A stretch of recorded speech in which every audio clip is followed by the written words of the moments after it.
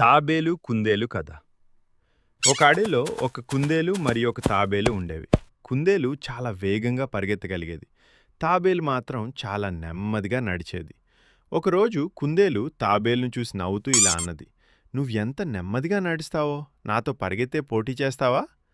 తాబేలు ధైర్యంగా ఇలా చెప్పింది, "సరే, నేను కూడా పోటీ చేస్తాను."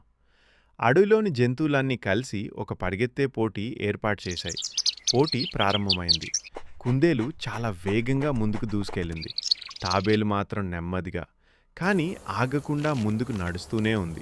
కుందేలు అనుకుంది, తాబేలు చాలా వెనకే ఉంది, నేను కాసేపు నిద్రపోతాను అని ఒక చెట్టు కింద నిద్రపోయింది. కానీ తాబేలు ఆగలేదు. నెమ్మదిగా నడుస్తూనే ముందుకు సాగింది. మెల్లగా మెల్లగా చివరికి లక్ష్యరేఖను చేరింది. అంతలో కుందేలు నిద్రలేచి వేగంగా పరిగెత్తింది. కానీ అప్పటికే చాలా ఆలస్యం అయిపోయింది. పోటీలో గెలిచింది తాబేలు. నీతి: నెమ్మదిగా అయినా నిరంతరం ప్రయత్నిస్తే తప్పక విజయం సాధించవచ్చు.